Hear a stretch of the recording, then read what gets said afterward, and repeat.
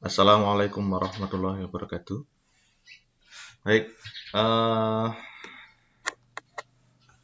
kelas 12 MIPA Maupun IPS. Untuk kali ini kita akan membahas tentang subbab yang kedua dari kaidah pencacahan atau aturan pencacahan, yaitu permutasi. Di permutasi ini ada empat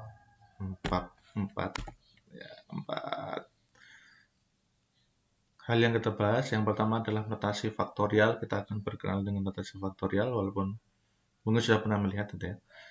Kedua, permutasi itu sendiri. Yang ketiga, permutasi dengan beberapa unsur yang sama, dan keempat, tentang permutasi siklis. Kita akan menggunakan beberapa soal cerita untuk menjelaskan nanti. Itu ya.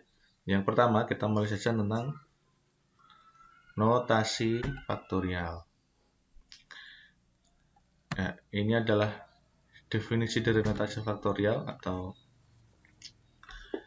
ya penjelasannya. Jadi kalau n diberi tanda seru, tanda pentung, tanda seru, itu sama dengan n dikali dalam kurung buka n kurangi 1 tutup kurung dikali kurung buka n kurangi 2 tutup kurung sampai dengan 3, 2, 1. Ya, saya yakin banyak yang masih bertanya-tanya kalau belum pernah bertemu, maksudnya bagaimana. Jadi maksudnya adalah kita mengurai sebuah angka dikalikan sampai dengan 1.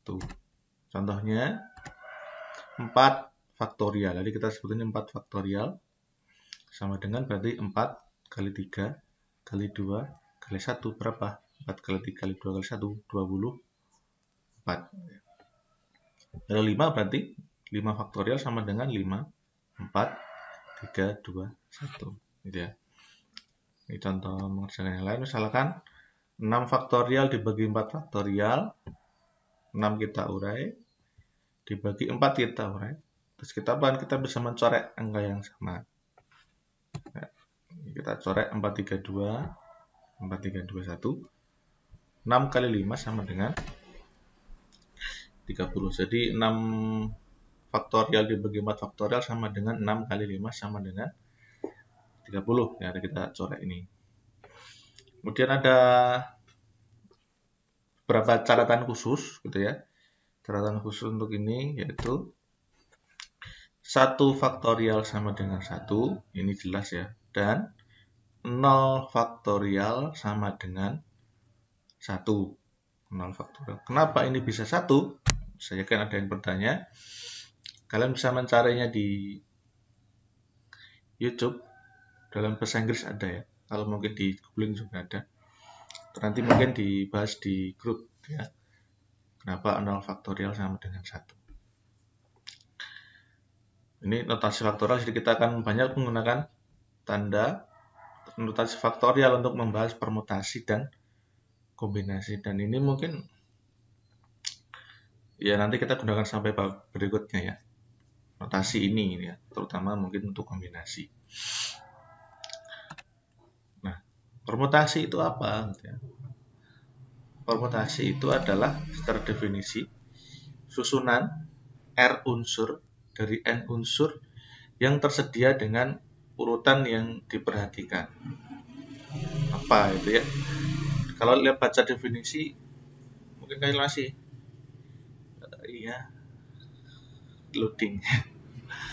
Maksudnya kita akan jelaskan kalau secara definisi ini disusun dengan rumus ada P N, R sama dengan N faktorial dibagi N dikurangi R faktorial.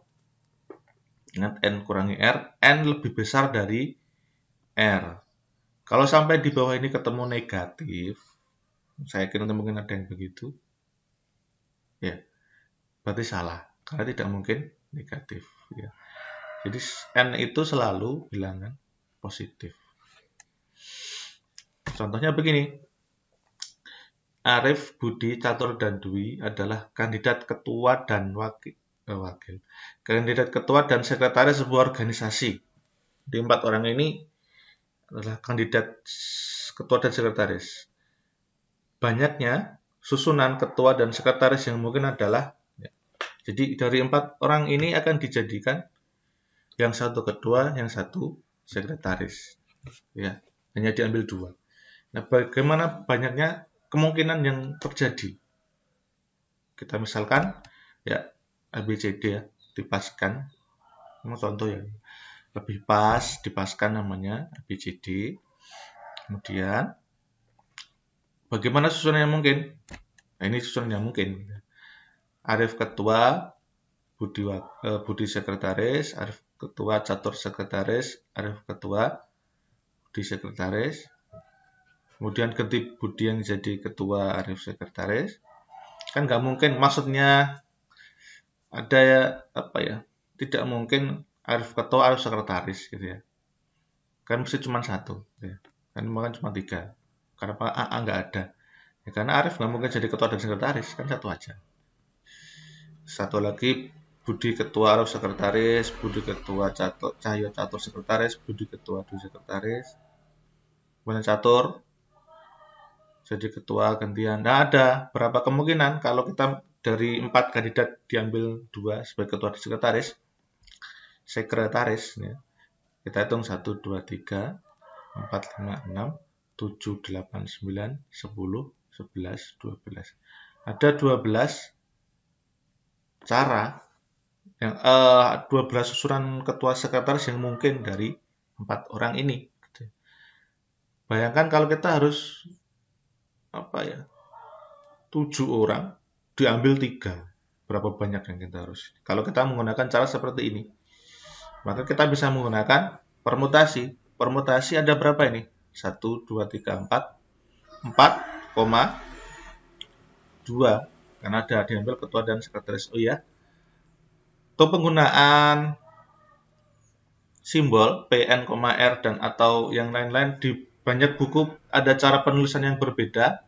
Kalian bisa menggunakan cara yang di buku atau ikut cara saya, yang jelas ya memang ada banyak cara penulisan. Kalau kalian buka internet di Google mungkin akan mendapati rumus yang berbeda gitu. Penulisan PN-nya di atas, R di bawah, N-nya di depan, R-nya di sini. Memang banyak versi. Tapi di sini saya menggunakan ini. Apakah yang menggunakan cara yang lain itu terus salah? Ya enggak. Yang penting hitungnya di sini sampai di sini benar. Karena di sini sama aja. Kita gunakan permutasi, 4 diambil 2. Ya. 4,2, 4 faktorial dibagi 4 kurangi 2. 2-nya dicoret, 4 kali 3, 12. Jadi untuk kemungkinan ini, Arif, Budi, Catur, dan Dwi diambil 2 sebagai ketua dan sekretaris, maka permutasi 4 dan 2. Begitu permutasi. Kita lihat contoh yang lain. Jika ada 4 orang dan 4 buah kursi, dan keempat-empatnya duduk, nah mereka banyaknya cara mereka menyusun tempat duduk. Ada 4 orang dan 4 buah kursi. Bagaimana sih menyusun mereka untuk duduk? Kita gunakan apa? Permutasi, karena kursi gitu ya. Masing-masing sendiri. Kalau pakai kursi duduk, pakai permutasi. 4 ke 4. Ya. 4 faktorial, 4 kurangi 4, 0. Berarti 4 kali 3 kali 2 kali 1. Karena 24. Ingat, 0 faktorial sama dengan 1. 0 faktorial sama dengan 1. Jadi jika ada 4 orang dan 4 buah kursi, maka banyaknya cara menyusun kursi, menyusun tempat duduk. Maksudnya si A duduk di sebelah paling kanan, si B tengah, si C berikutnya tengah, selanjutnya lagi si D di yang paling kiri misalkan begitu ya. Terus ditukar-tukar, ada 24 cara.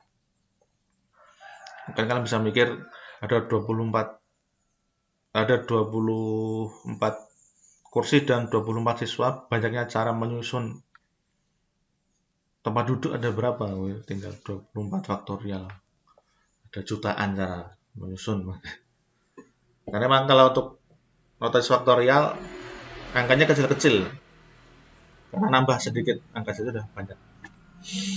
Kemudian ada 6 kandidat untuk menduduki jabatan sebagai ketua, sekretaris, dan bendahara.